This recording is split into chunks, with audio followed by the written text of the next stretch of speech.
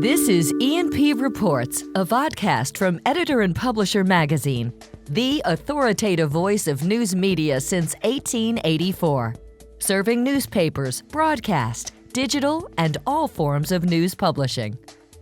And warm, and I emphasize the word warm greetings once again, Mike Blinder, publisher of E&P Magazine. As always, we kick off the program by urging those listening on a podcast platform to please follow those that choose to watch the version on our YouTube channel. There is a subscribe mechanism below. Ring and smash that bell to the right. You'll get an update each and every time we upload this weekly vodcast series we call E&P Reports. Dave Morgan, an old friend, welcome, sir. Thank you, Mike. I'm really excited to be here. We have a tradition on this program since every other story that we write at E&P touches on AI in some way, shape, or form. We no longer troll you on your LinkedIn profile. We go right to the horse's mouth, sir. We go to ChatGPT and ask it if it knows who you are. And then we read you what ChatGPT says, and you tell us how it did. Are you ready? I'm ready. Okay, I asked it, are you familiar with the work of, I called you a digital pioneer because that, you and I go back to the dark ages. Are you familiar with the work of digital pioneer Dave Morgan? Here's what she said. See, I gave her a gender when I interviewed her in my program.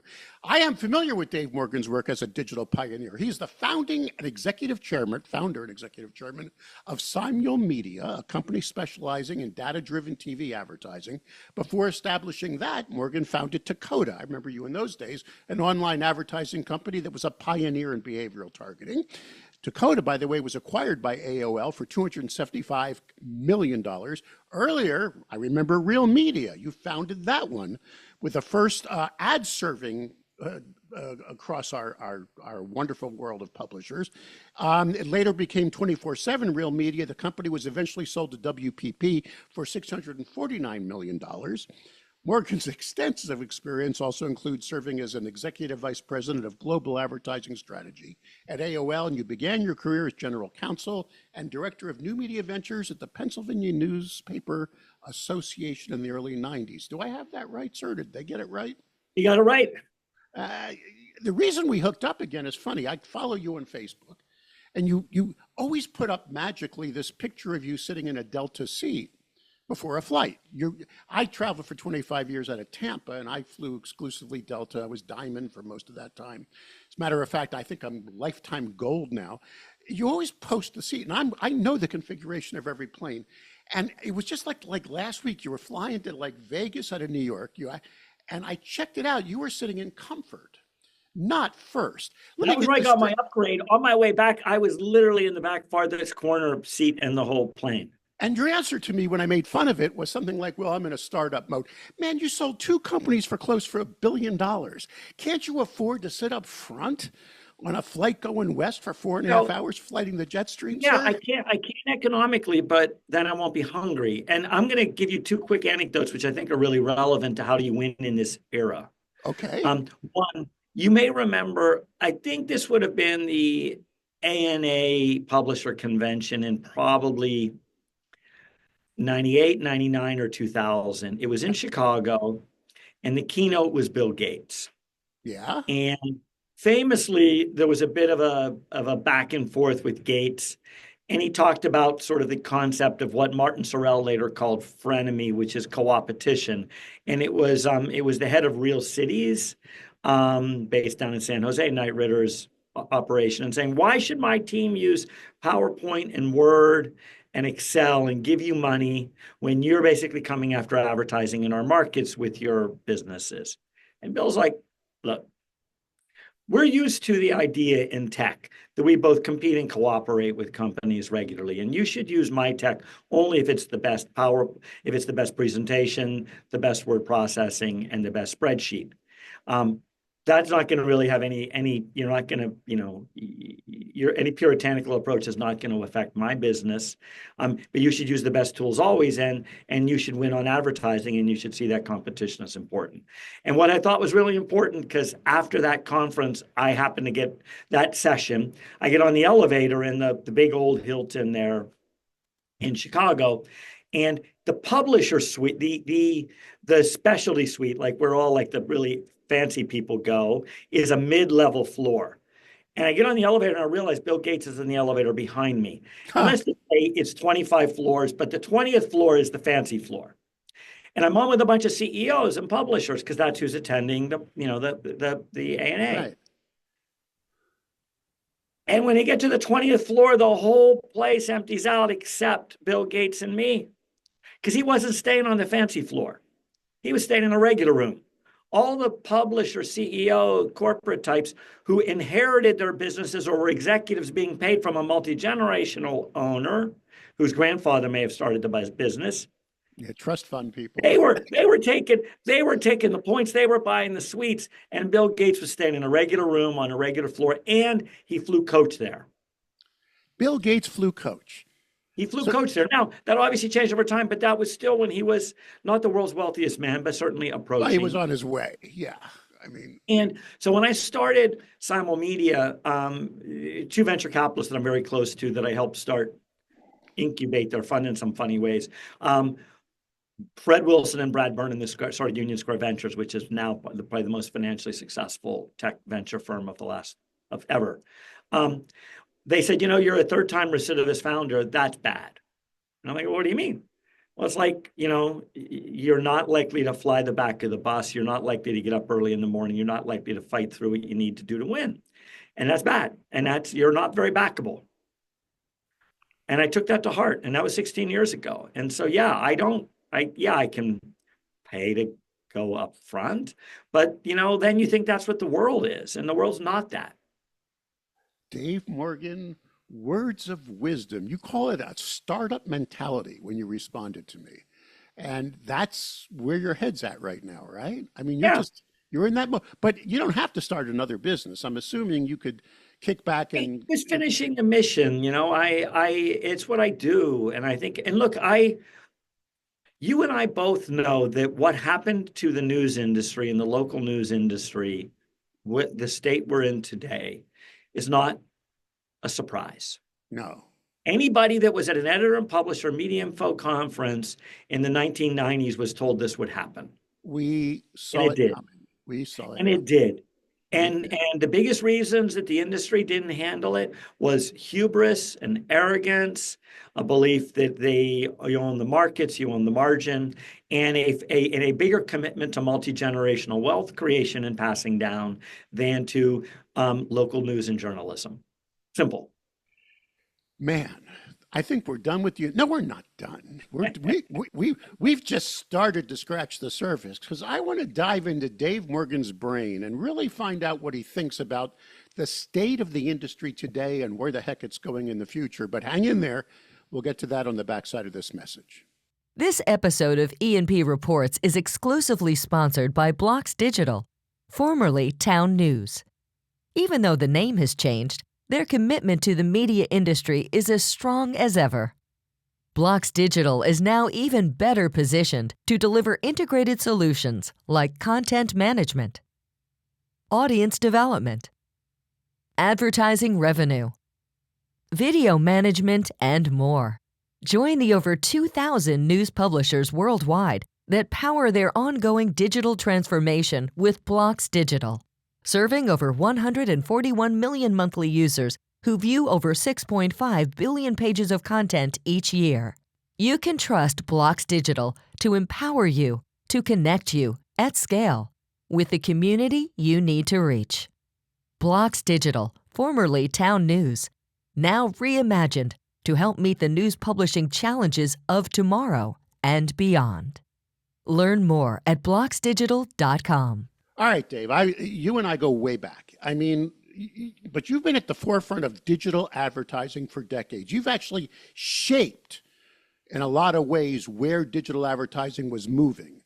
What significant change do you see now, right now, the biggest one you see shaping the news industry for the future? What do you see as the number one disruptor? Well, I would say it's already in our face and in the face of most of the people that we interact with in a day. It's social video and artificial intelligence generated content. And so we're not putting those things back in the box. And we're going to have to understand that text and still photos have important parts and roles in delivering news and information, but it will be increasingly less important than video, sight, sound, and motion, which since the advent of television is we've known that, or audio when you don't have an ability to to lean back and take in video, like when you're driving. That'll change with autonomous vehicles in a few years, or full autonomous. But social video, the idea that you can basically produce a really high quality, very impactful video at a very low cost if you're smart and if you're clever Like and we're if doing you're right now. capable, like we're doing right now. Yeah. And that using social amplification tools can ensure that it's well distributed and can be optimized. You've got a feedback loop that never really existed well in the news industry when we publish daily, weekly, monthly with printing presses. And so embracing those things, social video and AI, and recognizing they're very, very, very powerful tools, not just threats, and using that to help amplify the distribution of news and journalistically driven products and information products are really important. You've been living in the legacy TV world for a while with some of your ventures, but I'm assuming, sir, you keep an eye on the legacy news publishing industry that you made your bones in back in the 90s. You most probably watched some of the billionaires get into the industry, hire up a lot of reporters, and put a lot of money behind content, being told that subscription models would just come. And when they didn't come, when the LA Times didn't get the 500,000 subscribers they were looking for, suddenly they're slashing and burning again. Do you see subscription models as part of the future? Do you think people will pay for good journalism, or should we all put our advertising hats back on and really just try to rent those eyeballs to local businesses? I don't think that most people are going to pay for news subscription outside of business news, which they can expense to their businesses. And I haven't changed my viewpoint on this since, my E&P conference attendance 30 years ago. I would go and listen to everyone talking about microtransaction subscriptions, the answer, and all of I these remember things. those, yeah. But I come from a little coal town in northwestern Pennsylvania, northern Allegheny Mountains. We could call it Northern Appalachia. We could call it Pennsylvania. They don't have that much money, and certainly not much money after paying, not knowing what gasoline's going to cost that week to get back and forth to work.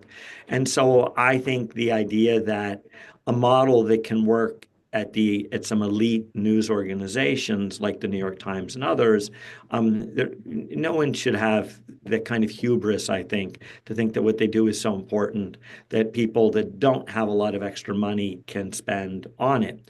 I think that one of the things why the newspaper industry was so successful for so many decades is that it had a model that in most cases was 80% paid for by advertising, and the cost that you paid for the subscription was really just to subsidize a little bit getting, from the trees to trucks, production Yeah, distribution exactly. model to get it to your doorstep and get a little indication of value from you, which helped with the Audit Bureau of Circulation.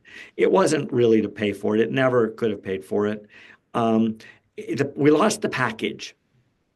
We lost the package with all the ads. That's what broke. We fragmented our product. And I think what we have to recognize is that getting an indication of value and interest, like I will consume you every day, I will open you every day, I will give some pennies to you every day, is very different from expecting that you're going to pay for journalists to write, and that people actually have the money and can afford with that cash that they'll pay the same.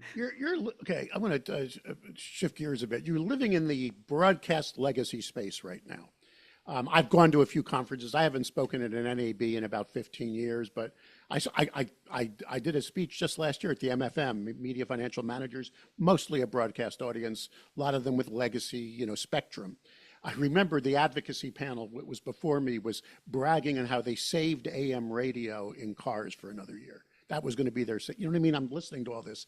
It reminded me of the dark ages when I was out there as a consultant in 2002, trying to convince publishers the internet wasn't a fad.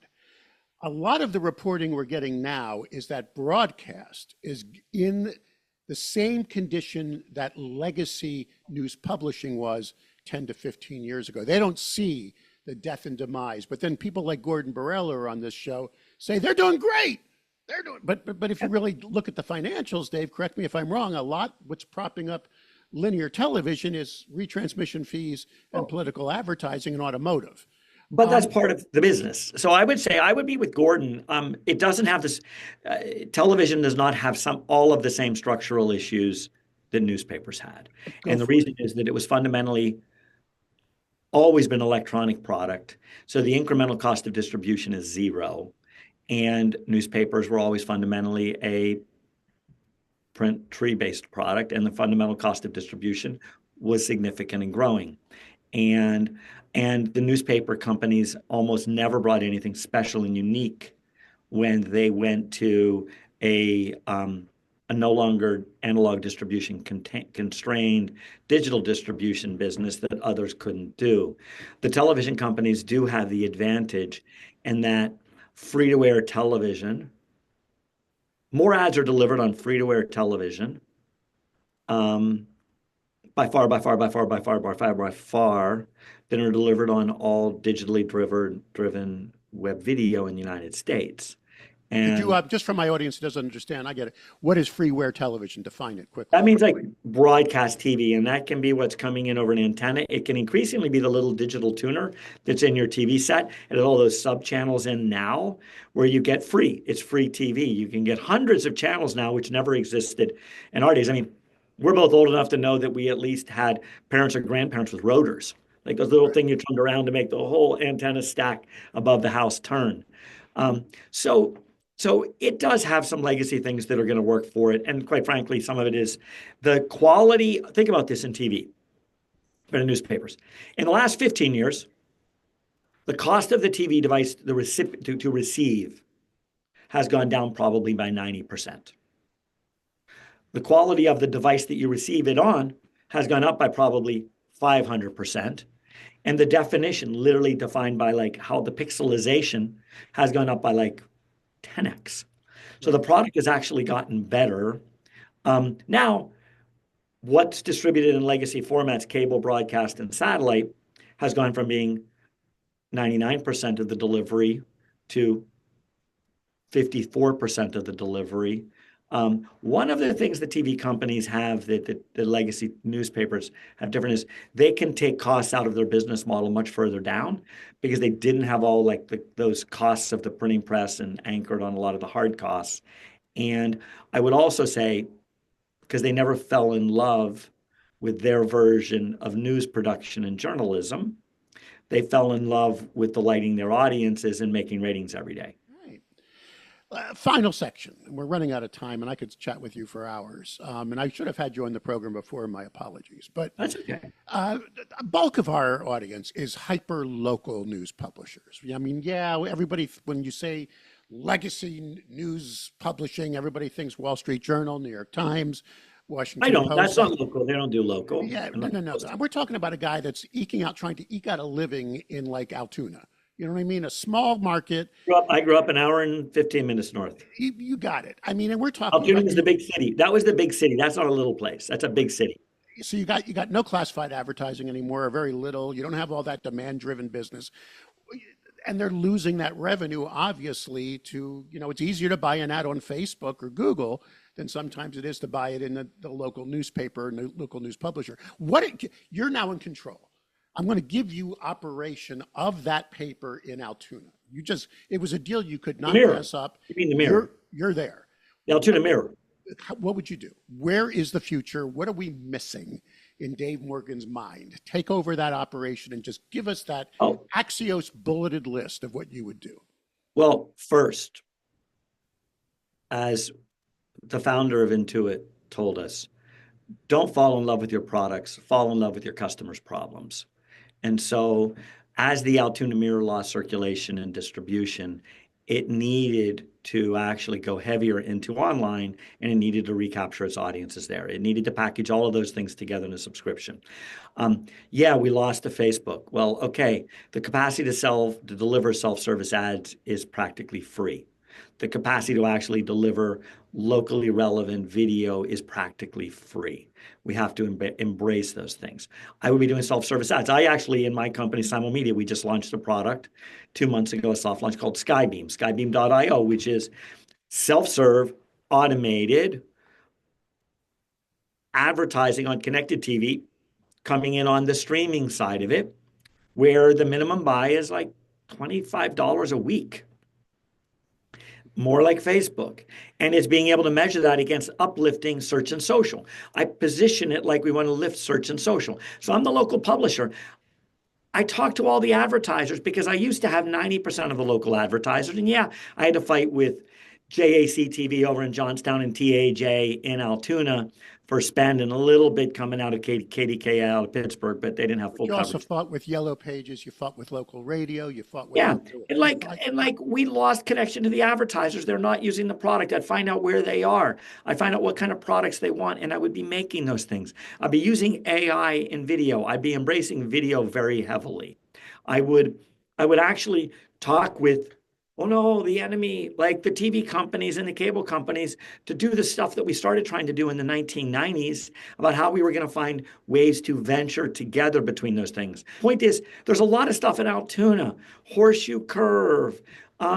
You've got like, there's a really big, there's the tomato sauce company. There's a big park there. There's a whole bunch of stuff that Franco Harris owned. The late great Franco Harris. Altoona is so rich. It's got the coal mining museums.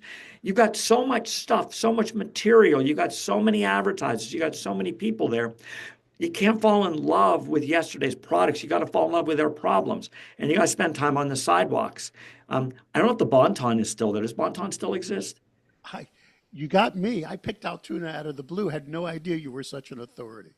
All right, we're gonna... My job, man. I was a newspaper lawyer. I did pre-publication libel review and ad acceptability standards to the Mirror and every other newspaper in Pennsylvania. Dave Morgan, digital pioneer Dave Morgan, founder and executive chairman of Simul Media, of course, multi-millionaire because of your sales of some really fine companies that you built. But if you're looking for Dave and you're traveling, he'll be in the back of the plane and he'll be in that small room in the hotel. Dave, this was a real honor and pleasure. I hope we can stay in touch with you here at E&P and continue to... I look forward to that, Mike. I really care about the industry. There's no question that the collapse of the industry from what it was has been a real a force in everything from the political polarization to the loss of local businesses and local employment, and a lot of structural things that the newspaper industry was the custodian of, and many times they didn't realize it. And news still matters, and it matters a lot. It just needs new business models, and it needs new creativity, and it's going to have to be fought for. It won't be easy. Words to live by. Thanks for your time. Thank you, Mike.